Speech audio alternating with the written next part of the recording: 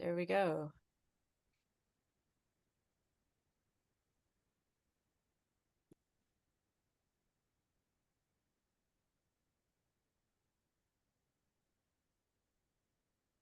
Okay, well, let's go ahead and get started. We've got the recording on. People are coming in. Good afternoon, and welcome to the second Saturday seminar series. My name is Susan Jones, and I'm here at the Animas Museum, along with local historian Charles D. Ferdinando. And we want to thank you all for joining us today. I know it's a gorgeous day out today.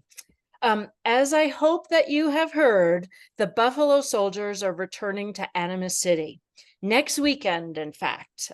So today we wanted to take a little bit of time to talk about the first time they were here in 1879, because it was a big part of the history of Fort Lewis and Camp Lewis before that, the military post that was established just outside of Durango.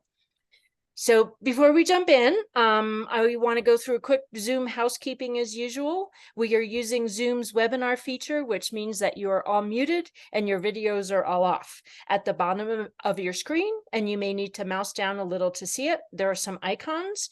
To minimize distractions, we have turned off the chat function today. If you have an immediate issue or question, please click on the Q&A icon and we will be monitoring that. At the end of the talk, we will open up for questions. You can either type them into the Q&A at any time and we'll answer them at the end, or you can click the little hand icon and we'll allow you to unmute and ask your question. We're doing things a little different, we're streaming to the classroom today. So if you're in the classroom, please hold your questions. Once we answer everybody's questions online, we'll turn off the Zoom and we'll go downstairs. And if you're in the classroom and have a question, we'll answer it in person. And I promise we will write down the questions and the answers and put them in the show notes so nobody will miss anything. This session is being recorded and you will receive an email in 24 hours with a link to the recording and anything else that we're talking about today. And with that, here's Charlie. Welcome, everybody. As usual, there's a lot to cover, so I'm just going to jump right in with both feet. So again, the subject today is the early history of Fort Lewis when it was a military encampment. Here is a view of the San Juan River Valley over to the east of us at what is today Pagosa Springs.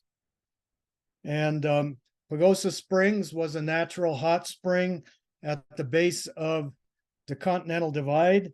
And the hot springs were used probably for thousands of years by native people who occupied this area before the coming of Europeans. Now, when the San Juans were opened up to settlement, there was always concern that the Ute people would have an uprising to drive the whites out. And so the white settlers were always asking the military for protection. And in the early days, several military men came through the San Juans here and made recommendations as to where they thought the best location would be for a military encampment or a military post or fort. And clear back in about 1875, there was a military man by the name of Bergman who reported back that he felt the best site for a military encampment was on the Animas River up near what today we refer to as Baker's Bridge, on the site of the original Animas City location, which was just south of Baker's Bridge.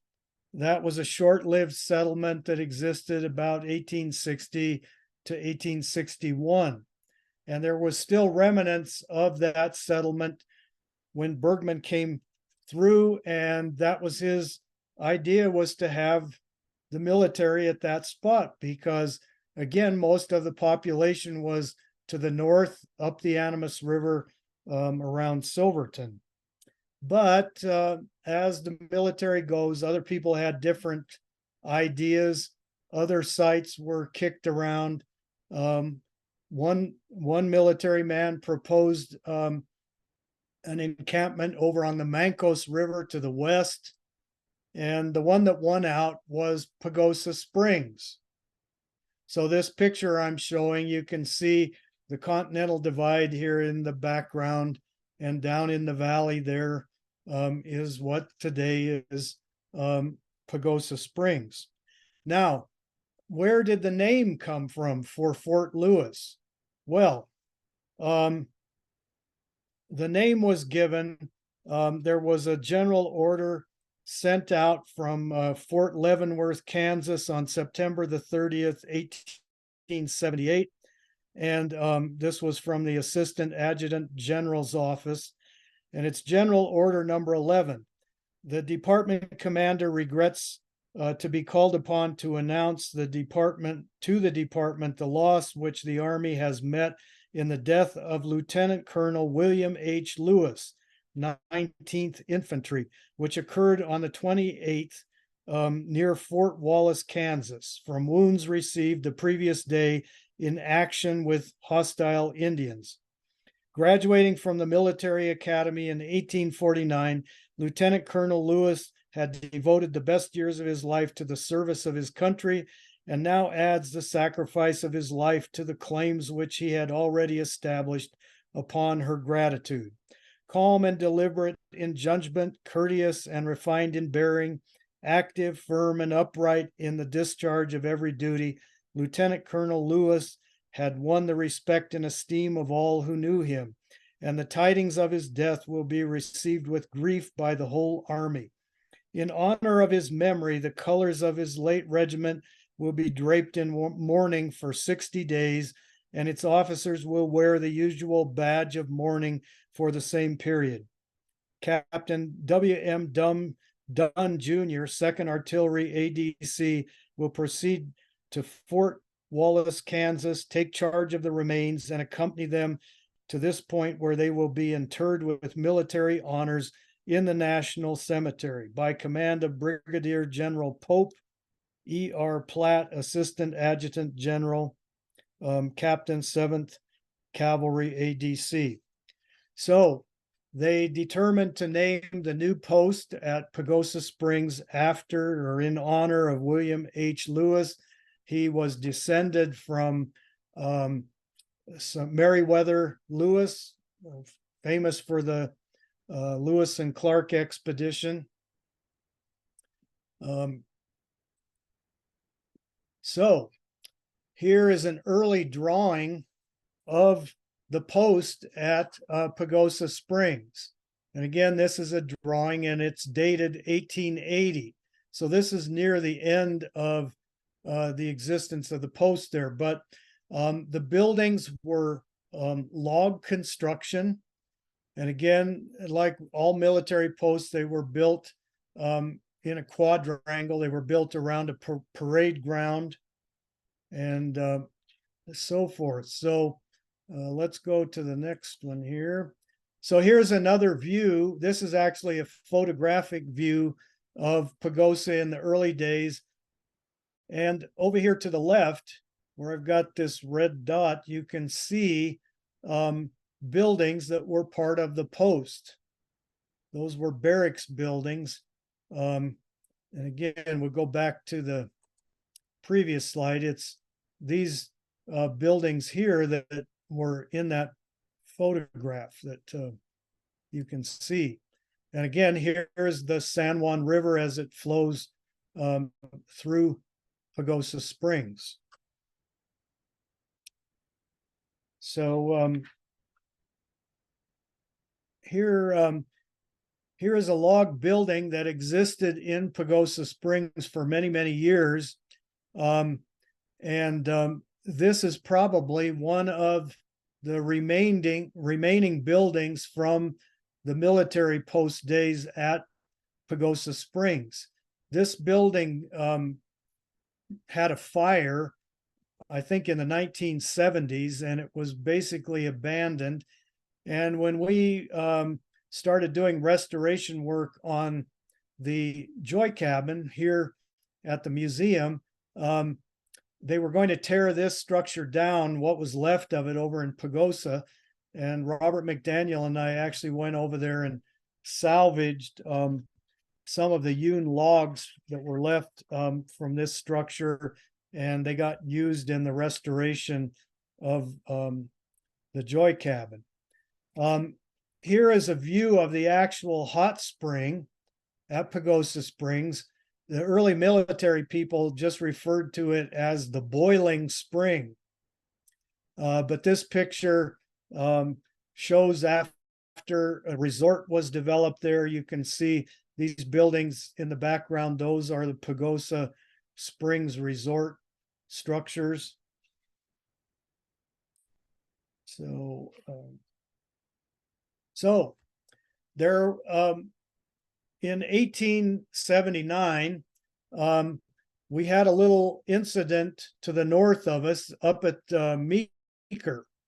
The Indian agent, there was an uprising. Nathan Meeker was killed, and that sent shockwaves out to all of the settlers in Western Colorado. And they started asking for military protection. And people in the Animas Valley thought that the military was too far away over at Pagosa Springs. So in 1879, in the fall of 1879, troops were sent over to the Animas Valley to encamp at Animas City. And this photograph, we believe, was taken in Animas City soon after troops were sent here in the fall of 1879. Now, this was going to, nobody knew what was going to happen with the Ute people. Again, they were afraid that there would be an uprising. And so the people of Animas City and in the Animas Valley wanted protection. And these troops came in. And at the same time, there were members of the 9th Cavalry, which were black soldiers that were called Buffalo Soldiers. And they were also sent to Animas City.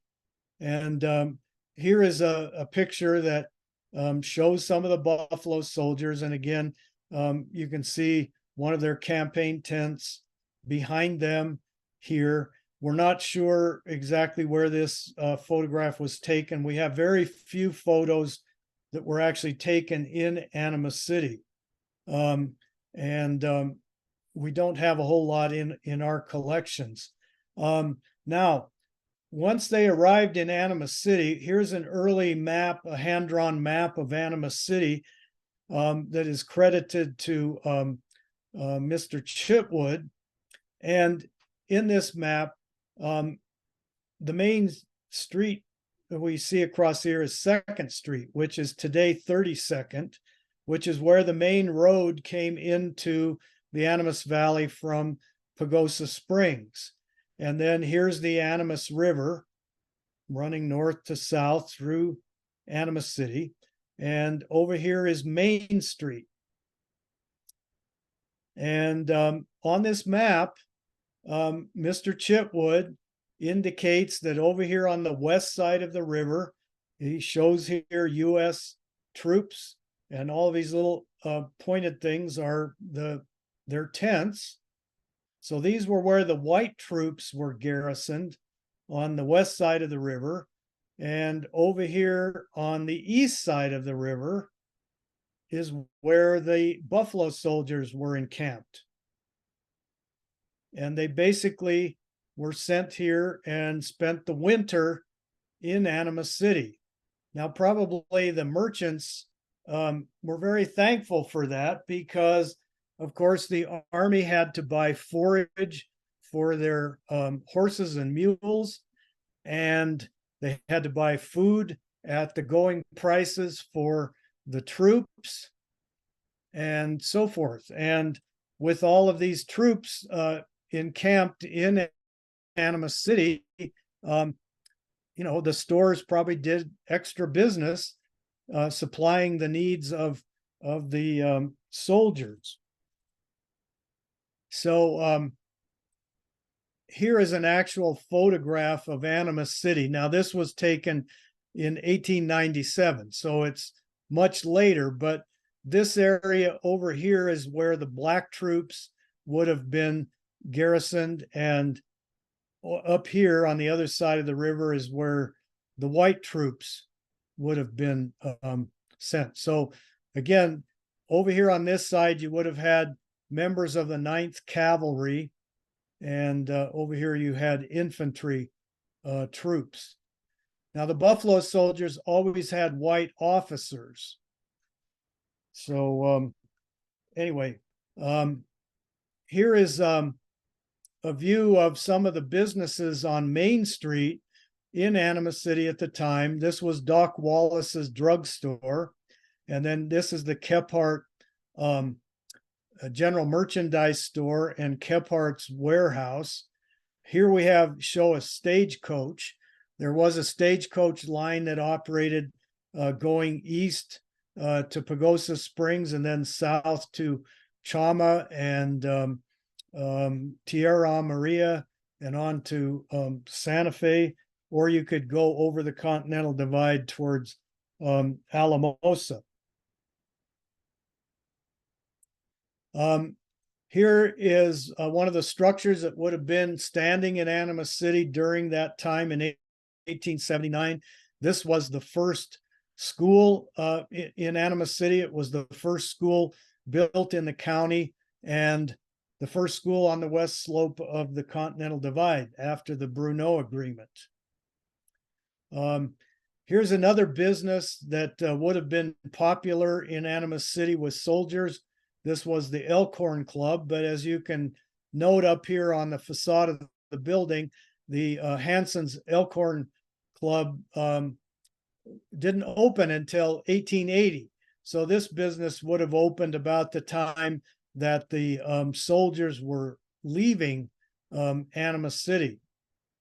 But there were plenty of other saloons in town and places of entertainment for the soldiers. This is the jail in Animas City. And again, this was a log structure. Most of the early structures were log. And I'm sure a few of the soldiers ended up in this jail after payday because the soldiers got paid every 2 weeks. And of course, the first thing they do is go buy alcohol and end up getting arrested and put in the guardhouse or the stockade for the night. Now, the Buffalo Soldiers, they go back as far as 1866. They were created by an act of Congress. The 9th and 10th Cavalry were Buffalo Soldiers, and originally the 38th, the 39th, and the 40th and 41st Infantry regiments were black soldiers, but they were reorganized as the 24th and 25th Infantry. Black soldiers enlisted for 5 years and were paid $13 a month. The 22nd Infantry was ordered from Fort Gibson, Oklahoma, to Animas City early in September of 1879. The command consisted of cavalry units, mountain or pack mule batteries, and infantry. General Phil Sherman did an inspection tour of the West in 1879, and Lieutenant Guilfoyle of the 9th Cavalry was ordered to command the escort for General Sheridan on that inspection tour. And General Sheridan usually traveled not on horseback, but in a military ambulance. He thought that was more comfortable. So he actually visited Animas City before the troops were moved here. Now, in 1880, the troops were ordered to establish a new fort and relocate Fort Lewis from Pagosa Springs to an area about 15 miles to the southeast of Animas City on the Rio de la Plata. And this is an overview of the military encampment out there. And you can see the La Plata Mountains in the background here. So this is looking north, and the La Plata River is running down here where these trees are located. Let's see here. So again, this was not the first choice for a military camp, but upper level officers in the Army felt that this location would better serve the entire Four Corners region, because from this point they could go south on the La Plata River to the San Juan River in northern New Mexico.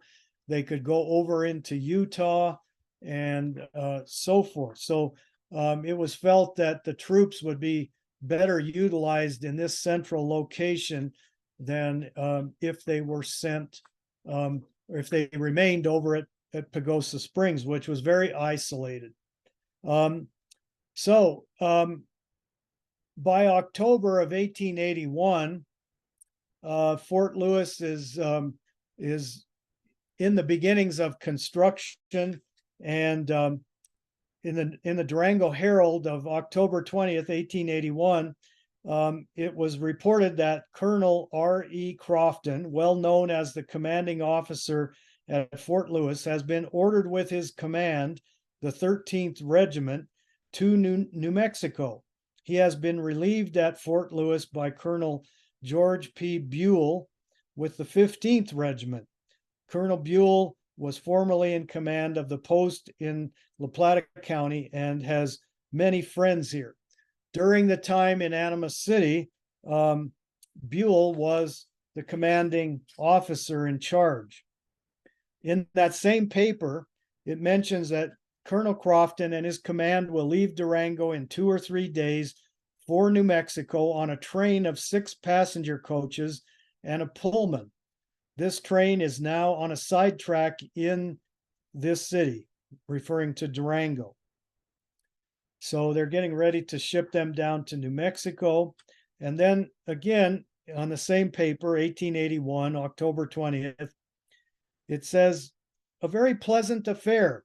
The marriage of Miss Laura Will to Lieutenant William Davis, 13th Infantry, USA, took place at the residence of the bride's parents in the quiet though beautiful little town of Animas City at 11 a.m. today.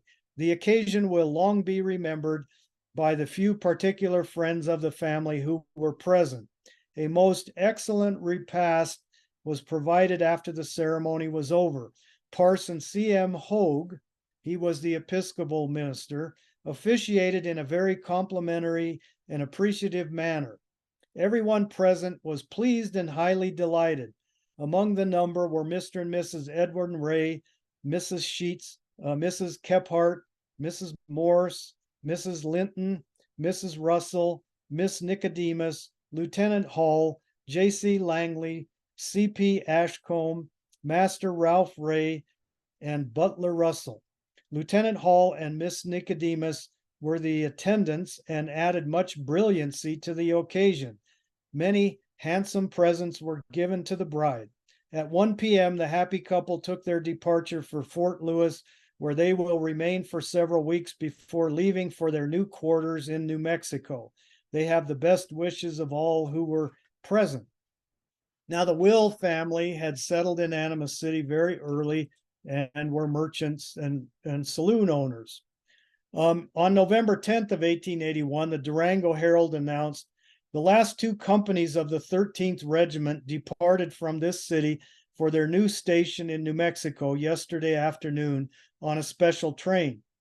Colonel Buell and his command arrived in this city on Monday night and soon after went over to Fort Lewis, where they are now stationed. So here is another picture of Buffalo soldiers. Again, we're not exactly sure, but they're obviously in winter gear here. You can see a buffalo coat. Many of them have winter hats and so forth. So unfortunately, there's just not a whole lot of photographs that show them clearly. Here is the layout for the new camp at Fort Lewis over on the Rio de la Plata. And again, the post was laid out around a parade ground. It was said that this was one of the largest parade grounds in the United States. These structures over to the this would be the east side. These were the barracks for the cavalry and enlisted men for infantry. And back behind here would have been the stables for the horses of the cavalry. And up here to the north, these would have been the administrative buildings. And over on the western side of the quadrangle were the houses for married officers. So officers who were married and had families lived in these structures over here. And later there were additions made to the camp. A sawmill had to be brought in to provide lumber for the construction of all of these buildings. The first encampment for Fort Lewis was 1 mile upriver from where this site is, and that's where the sawmill was located, and that's where the first soldiers stayed. Here's the La Plata River over here.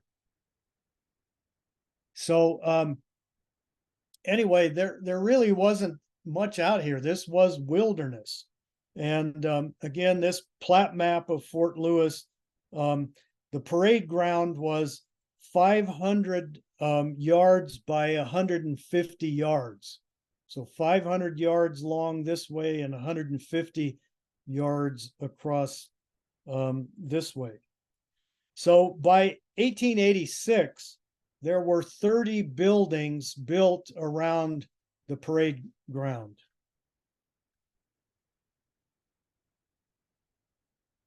So this is one of the floor plans for a structure. This was actually the post hospital.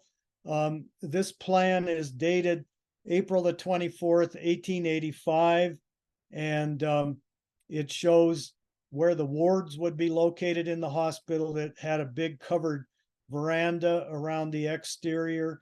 There would have been offices and kitchens in here, and another ward over on this side.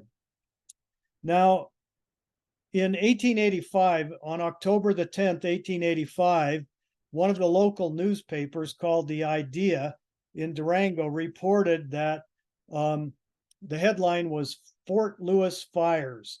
On Friday night, the 9th last, the large haystack at Fort Lewis was fired, but was discovered in time to save all, but by the time prompt action was taken, about 75 bales were burned.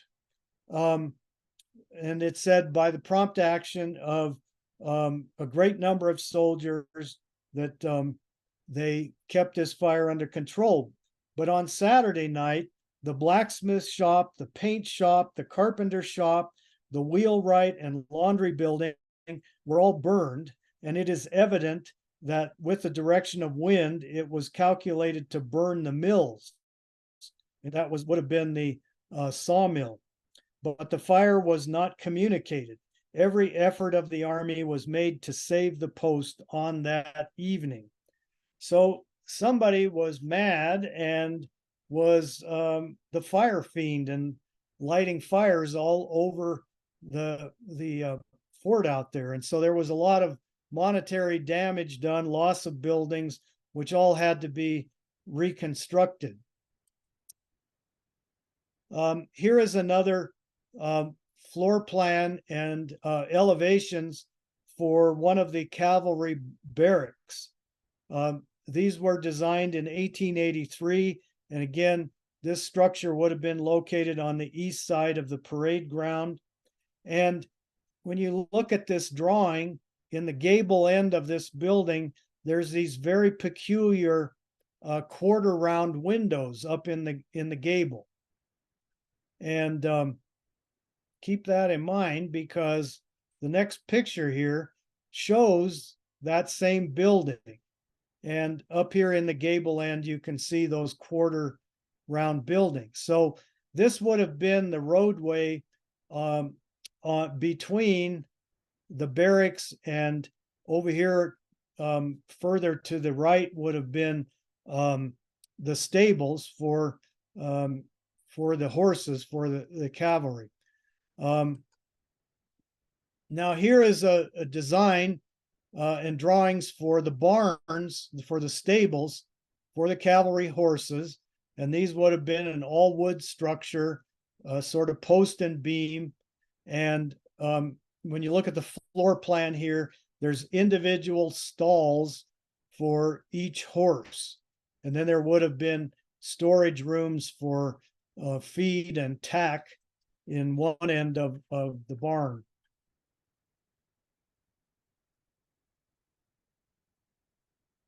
So here is one of the soldiers that served at Fort Lewis in these early days. Now, let me go back to a Durango Herald report on Saturday, August the 3rd, 1882. It said 50 recruits for the 15th Regiment arrived in the city last evening. They were in command of Lieutenant William O. Corey.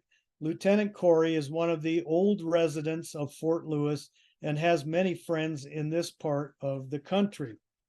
Company E, belonging to the regular army at Fort Lewis, are preparing to give a ball at the garrison on the evening of the 10th. Well, this gentleman pictured here, this is William Beeler.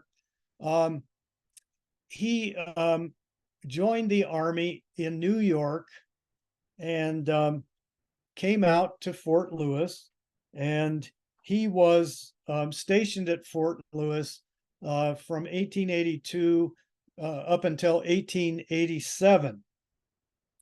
And here's another note from the Durango Herald, September 7th, 1882. A theater building is being erected at the post. When complete, a play will be put upon its stage by the Fort Lewis amateurs, which promises to be something fine.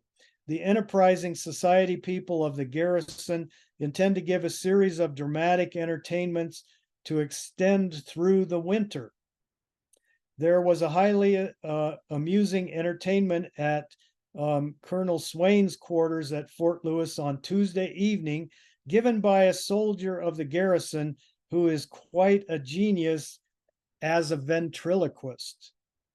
So they were always giving entertainments. People from Durango went back and forth to Fort Lewis to attend these events. The musicians at Fort Lewis, which William Beeler, he was a part of the military band, and he was quite the musician himself. And anyway, he was at Fort Lewis from 1882 until 1887. He was discharged on December the 21st, 1887 at Fort Lewis. He was serving with another soldier by the name of Franklin DeWitt Lewis, who was also there. But Franklin DeWitt Lewis had a sister back in Ohio, and he convinced William Beeler to start a correspondence with his sister. Well, as soon as William Beeler was discharged from the Army, he went to Ohio and married his friend Franklin Lewis's sister. Her name was Florence Cordelius Lewis. They were married in Bradford, Ohio in 1888, and they returned to Durango and started a family. And he went to work in the local smelter. Now, unfortunately, he died in 1905 from exposure to arsenic, which was one of the chemicals used in the smelting process.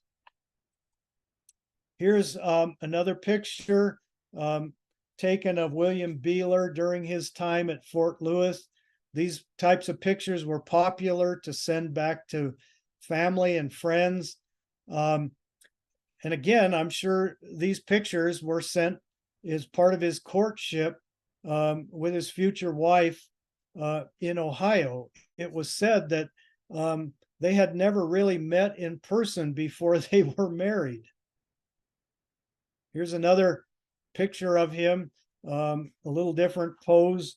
Again, these pictures were probably taken at the post out at Fort Lewis. They did have several photographers at different times at the post. Here's another news note from November 24th, 1881. The regimental band, this would have been Fort Lewis 15th Infantry Band, the regimental band of the 15th United States Infantry, now stationed at Fort Lewis, gave an open-air concert on First Street in Durango Thanksgiving Day. Hundreds of our people, including men, women, and children, assembled upon the street corners to listen to the soul-inspiring music of this magnificent band, and were held apparently spellbound for hours. Such grand and exquisite music is rarely ever heard as that which greeted the ears of our people today. So the soldiers at Fort Lewis, there wasn't a whole lot going on as far as soldiering. Most of the time things were quiet. The bands came to Durango to entertain people. They entertained at dances and other social functions. Here's another news note from December 1st, 1881. This, again, the Fort Lewis 15th Regimental Band gave a dance at Luttrell's Hall. The dancing party given by the 15th Regiment Band at Luttrell's Hall last Thursday evening was a success of most pleasurable character. A large company of Durango people were in attendance, together with a number of Animas City society folks. Lieutenant May and a number of soldiers from the fort were also present, and the evening was spent dancing to some of the grandest music ever heard in Colorado. And William Beeler, who's pictured here, was part of a string band, and he's right here in the picture playing the banjo.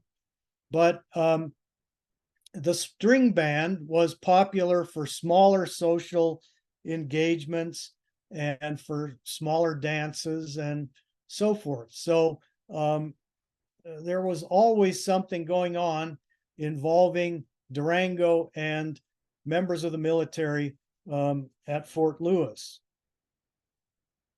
Here is another picture of William Beeler, probably towards the end of his time at Fort Lewis before he was discharged. Again, he served for 5 years, and he's wearing his marksman's medal there. and so forth. This is just a group of clippings from a scrapbook that shows an overview of Fort Lewis in later years. This is a picture of one of the barracks with the 22nd Infantry standing out in front of it. I know these are not high quality pictures, but the 22nd Company A of the 22nd Infantry was stationed at Fort Lewis about 1883. Now, here's a picture of Fort Lewis probably in the years after it was shut down in 1891. Military inspectors came through and determined that Fort Lewis was basically redundant. There hadn't been any Indian uprisings in the area, and it really wasn't serving any purpose. So in 1891, Fort Lewis was shut down, and the buildings here sat unoccupied for 2 years until it was then turned into an Indian boarding school. And I'm not going to get into that today, but you can see some women on horses here, and you can see a large building here with a tower on it. That was one of the buildings at the north end of the quadrangle. That was probably the officers' offices and so forth for the fort.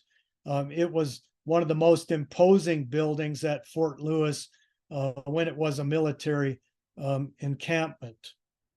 So I'm going to sort of leave it there for now, but I want to show you some different books that would help you if you're wanting to know more about either the Buffalo Soldiers or Fort Lewis, etc.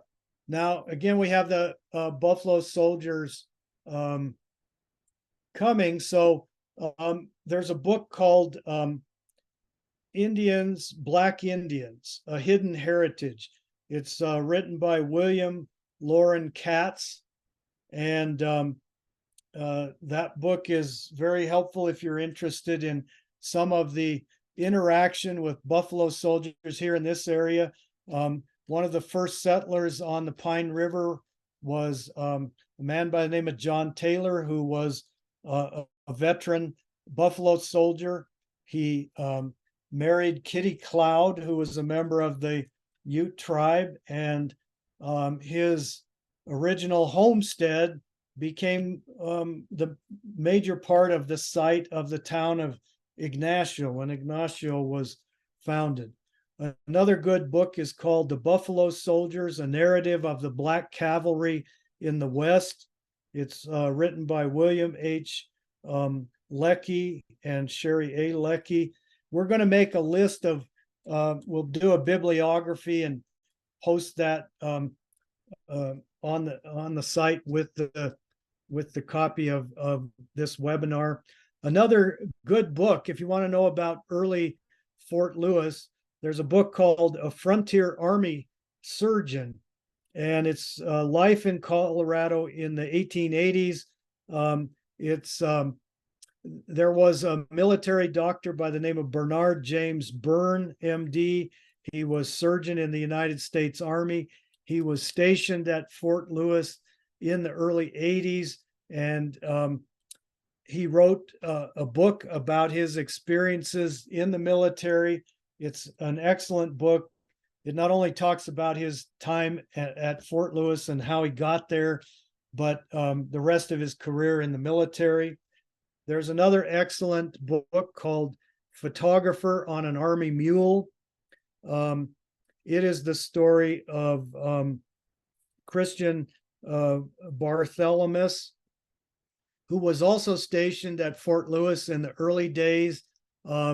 He was started out sort of as an amateur photographer, and he made a career of the military. He ended up in Montana in later years, but he was part of an expedition that went from Fort Lewis to the Grand Canyon. And he took photographs on that expedition for the military. And his story is fascinating also. And there are several books written about the history of Fort Lewis, and I'm sure there's going to be some new books written. One of the books that I like that talks about the early history of Fort Lewis was written by Dr. Robert Delaney. It's called Blue Coats, Redskins, and Black Gowns. It's not real politically correct these days, but the early history of Fort Lewis is very interesting. So I'm going to leave it there for now, and we're going to move on to questions if anybody has questions. Okay, so far we have one question in the chat room, which is, do you know where the post was located in today's layout of Pagosa Springs? Not really. Somebody would have to study one of these early pictures and sort of lay it out over there. I'm sure there's probably a better map that shows it, but I just didn't come across it. And so to answer your question truthfully, I can't tell you exactly where it was, but it's basically right where the old town of Animas City is located today, because it was in proximity to the boiling spring. So it would have been on the north side of the San Juan River towards the hill. Does that help any other questions? Yep. Any other questions? If you can either type them in the Q&A, or you can raise your little hand and I will allow you to unmute and ask your question. And we'll hit the people in the classroom here in a minute. Yep, here we go. There you go, Chad. You can unmute.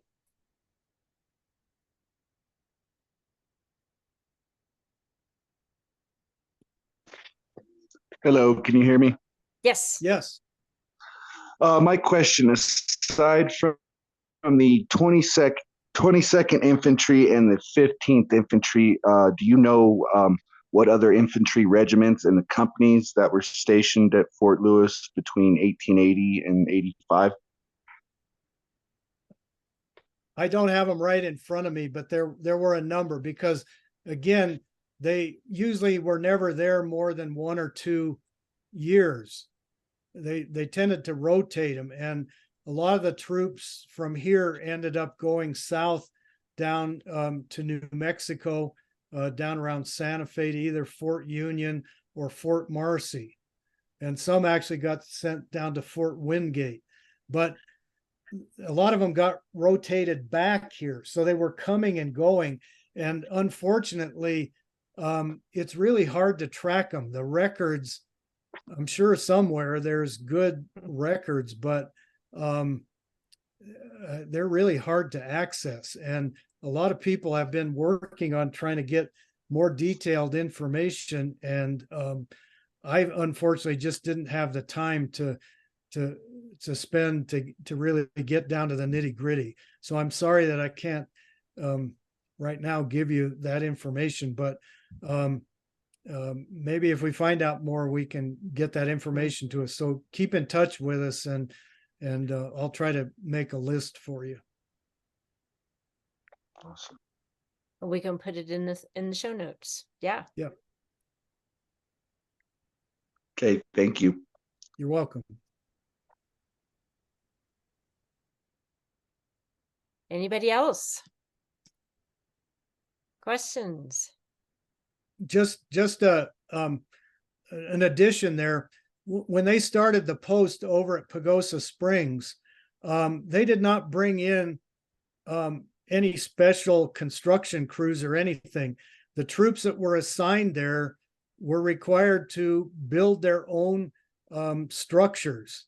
The Army told them what type of structures they wanted built, how they wanted them built, but they used unskilled labor. They didn't bring in construction corps or anything to do that. And they were given the orders to have the structures completed before winter so that they didn't have to make it through the winter in tents. So that early construction in Pagosa happened very quickly.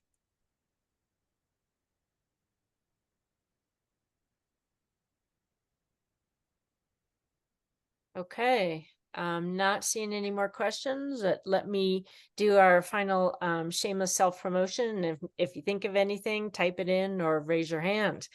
This is History Live Month. There will be events and talks all month long around Durango, Bayfield, Ignacio. This event technically isn't part of it, but we kind of jumped on the bandwagon.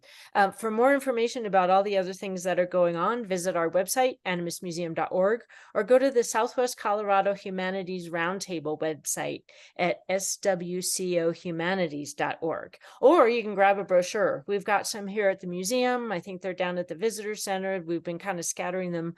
Oh, the library certainly has them. We've been scattering them all over town, and there are just a amazing amount of things going on this week, this month, ending with the Chautauqua presentations down at the Powerhouse. As part of that, we want to thank our sponsors: Visit Durango, Alpine Bank, the Ballantine Family Fund, TBK Bank, Colorado Humanities, and LPEA. But we're really excited about our official event that is part of History Live Month. It's been like 15 years in the making. The Buffalo Soldiers are returning to Animas City. They're going to be here at the museum, 3065 West 2nd Avenue in Durango on Saturday, September 16th, so 1 week from today. They're going to set up an encampment on the grounds, and so it's going to be kind of a roving interpretation kind of day. You can drop in for a little bit, ask them questions. I think at various times they're going to talk about uniforms and weapons, all that kind of stuff. We'll have a table set up with projects for kids, so it's family friendly, and there's no charge.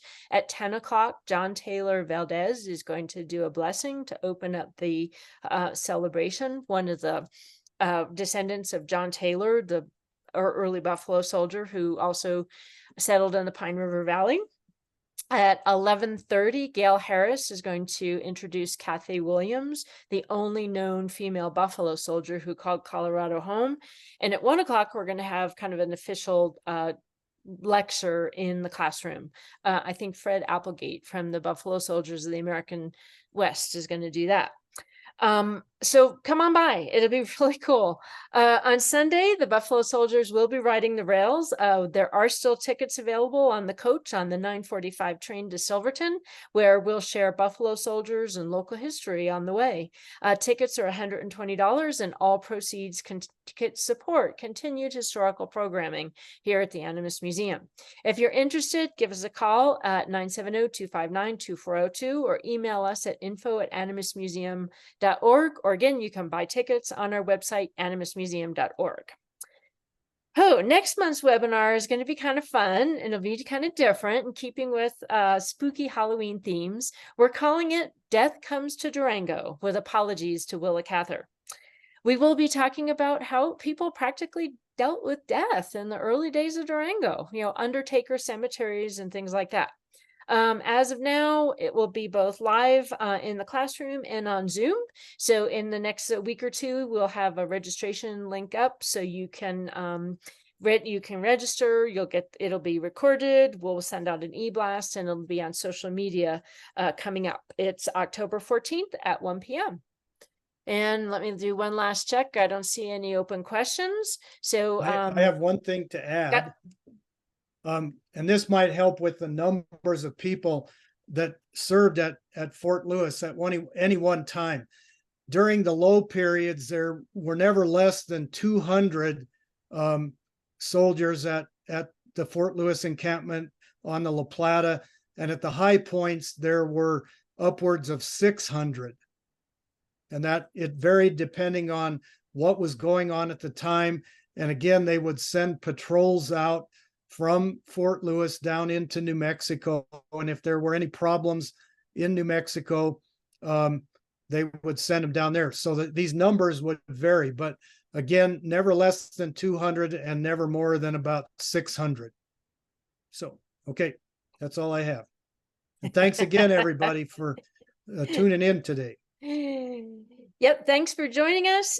Visit our website for more resources, subscribe to our e-blast, follow us on Facebook, like us on Instagram. And if you want to see continued programming like this, be sure to hit the donate button on our website. We appreciate your support. Thank you for joining us today. Have a great weekend, and we hope to see you next Saturday at the Buffalo Soldiers event. Thanks a lot. Thanks, everybody.